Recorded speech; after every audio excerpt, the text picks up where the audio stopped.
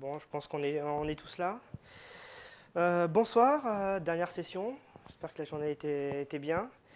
Je m'appelle Michel Parfetti, je suis de la société Winwise. Mon boulot, je ne suis pas dans le SQL. Mon boulot, c'est de gérer des usines logicielles et forcément, quand on dit logiciel, on dit base de données. Et donc, pendant cette heure, je vais vous parler de cette problématique de... on a du développement, mais il faut aussi gérer le cycle de développement de notre base de données. Donc, j'ai un blog, j'ai un Twitter. Je suis de la société Winwise et on est spécialisé sur la technologie Microsoft, dont SQL Server et la BI.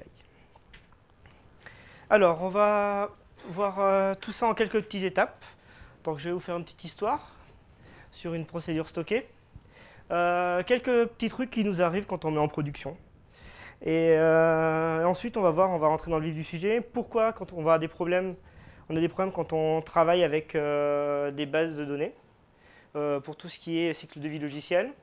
Et ensuite, qu'est-ce que Microsoft nous propose, je dis bien Microsoft, avec les versions actuelles de Visual Studio, donc Visual Studio 2010 et TFS 2010, et ce qu'on va avoir avec SQL Server 2012, qui s'appelle SQL Server Data Tools, ou Juno, le nom de code qu'on avait jusqu'à présent.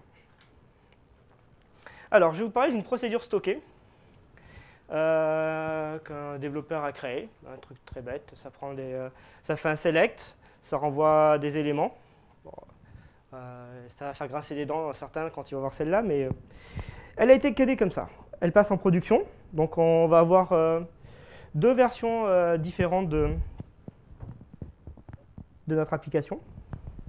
La version de développement et la version qui est mise en prod, où on va faire des correctifs, et forcément, deux types de bases différentes. La base qu'on va maintenir en main, qui va contenir les évolutions des prochaines versions de l'application, et de l'autre côté, la base qui va évoluer en production.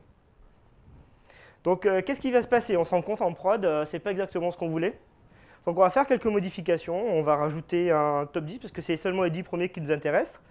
Ensuite, on va trier par le poids, parce que c'est ce qu'on voulait au départ et que le développeur ne le savait pas. Soit ça passe en prod, ça marche très bien, on fait un alter, le développeur donne le script, c'est passe en prod, pas de problème, c'est nickel. Ensuite, de l'autre côté, il y a un autre développeur, lui, qui continue son application, et il se rend compte que lui, tout ce qu'il a besoin dans son appli, c'est le product ID, le poids. Le reste, il ne sait même pas qu'en prod, il y a eu des problèmes. Donc il continue. Il commence dans son coin, et à un moment donné, il va falloir synchroniser les deux. Donc c'est-à-dire qu'on va pomper les bugs qu'on a en prod, et les remonter dans la main pour pouvoir les avoir dans la future prod. Et donc là, généralement, c'est le problème. Alors, qu'est-ce qu'on a? Alors, soit on a une des deux prostock, soit on n'a aucune des deux parce que des fois, ils oublient de passer les prostock quand ils réintègrent le code.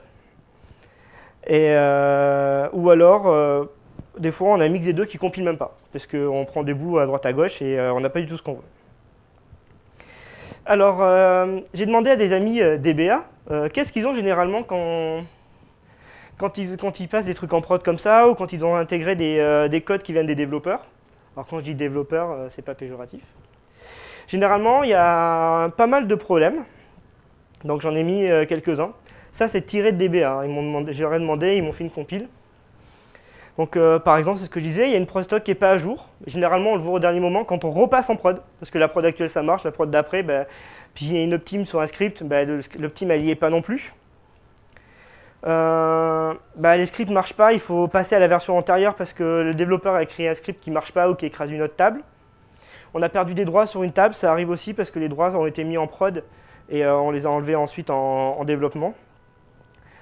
Plein de choses qui font qu'on ne peut pas développer actuellement avec SQL Server comme on développerait un programme normal. Alors, pourquoi on ne peut pas continuer dans cet état-là? C'est parce que le modèle de développement n'est pas bon. Donc on va comparer les deux modèles. Un modèle de développement classique, que je dirais déclaratif, qu'on a dans tous les langages compilés. Quand je fais du C#, je déclare ma classe. Je ne dis pas create, je dis classe, ma méthode. Et quand je compile, je relivre tout. Je fais du SQL Server, c'est différent. Je dis, c'est plutôt impératif. Je crée ma table. Je crée mon index. Et quand je vais la modifier, je lui dis, modifie-moi. De l'autre côté, je ne lui dis pas que je modifie, je relivre une nouvelle version. Donc forcément, quand on a besoin de se baser sur un état antérieur, l'état antérieur, il va dépendre de la base sur laquelle on veut livrer. Et quand je vais fusionner des bases différentes, même si au final, au départ, elles étaient identiques, je ne vais pas forcément avoir les bons résultats. Quand je fusionne du code .NET, je n'ai pas ce problème-là, parce que ma classe, je la déclare différemment dans mes deux branches de développement. Il y a la fusion, je fusionne les deux déclarations. Je ne fusionne pas des scripts d'alter. Parce que je peux très bien avoir plusieurs scripts d'alter dans une ligne de développement, et puis plusieurs ailleurs. Je prends lequel? Oui, dans quelle heure je les lance? Parce que chaque développeur peut faire le sien. Donc, on ne peut pas travailler comme ça. Il faut absolument un modèle déclaratif pour la base de données. C'est-à-dire, il ne faut plus que je dise, je modifie cette procédure stockée pour la passer en prod. Il faut que je dise, voilà la nouvelle version de la procédure stockée. Et ensuite, je confronte cette nouvelle version-là avec la base de prod. Et là, j'en déduis mes altérations, mes alters que je veux faire au niveau de ma base. Alors, comment on peut faire ça avec les outils actuels? Alors, dans TFS 2010 et Visual Studio 2010, enfin c'est plutôt Visual Studio 2010 dans ces cas-là, on a un projet qui s'appelle Database. Si vous avez tous un Visual Studio 2010 Premium, vous avez tous ce projet-là. Alors, ça n'a rien à voir avec les projets base de données qu'on avait dans la version antérieure, qui permettaient juste de stocker du SQL. Dans ce projet-là, on va avoir un vrai projet au sens, je coderai quelque chose comme en .NET.